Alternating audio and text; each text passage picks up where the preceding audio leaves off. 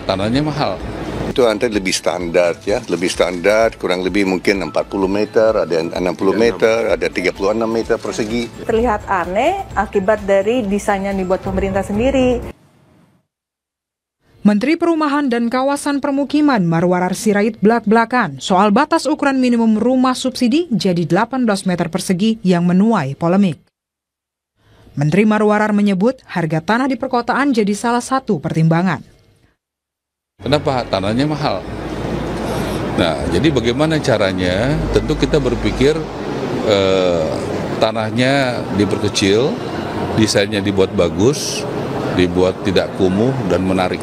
Kalau isunya soal 60 meter itu, mau saya kasih lihat yang 60 meter yang kumuh, boleh? Yuk kita lihat. Jadi nggak ada jaminan juga 60 meter nggak kumuh. Kalau Anda mau lihat yang banjir ada, yang kumuh ada, yang 60 meter bisa saya kasih lihat. Sementara itu, Ketua Satgas Perumahan Hashim Joyo Hadikusumo menyebut masih akan melakukan kajian karena keputusan rumah 18 meter persegi untuk wilayah perkotaan belumlah final. Itu sedang dikaji, saya baru dicerita mengenai itu, ada gagasan itu. Tapi umumnya nanti itu nanti lebih standar ya, lebih standar, kurang lebih mungkin 40 meter, ada 60 meter, ada 36 meter persegi. Itu yang standar.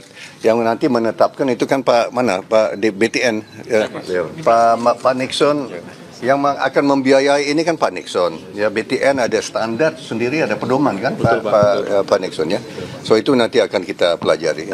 Tapi yang penting kan standar dulu ya Pak. Kebijakan rumah 18 meter persegi per unit jadi sorotan dalam sistem perumahan.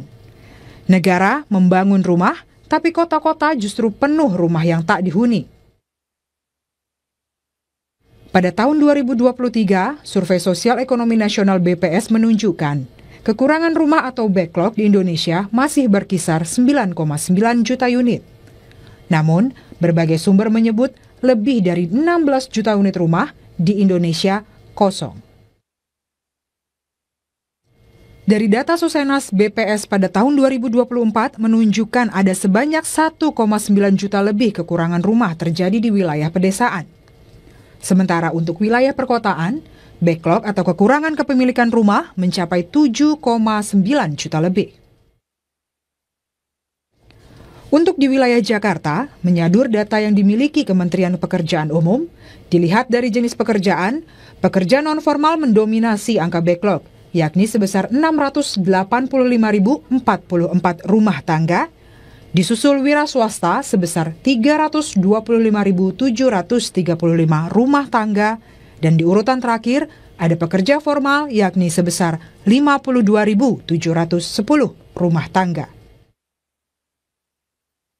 Rumah 18 meter persegi bisa menjadi simbol paling nyata yang terfokus pada kuantitas, yang hanya menciptakan kuantitas unit rumah namun tak bisa ditempati karena bangunannya yang sangat kecil.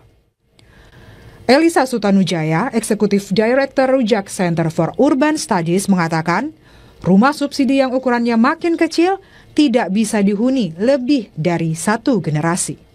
Jadi kalau kasus Jakarta bukan soal tanahnya yang tidak ada, tapi ya harusnya di-redevelop. Orang yang tadinya rumahnya satu lantai, isinya cuma satu, ya diubah menjadi yang rumahnya menjadi yang jadi 4 lantai yang isinya bisa beberapa keluarga. Jadi terlihat aneh akibat dari desain yang dibuat pemerintah sendiri. Jadi misalnya, maksud saya contohnya gini, rusunawa kita makin lama makin kecil. Dari yang waktu zaman kemerdekaan standarnya itu 50-an meter persegi tuh rusun atau rumah sehat.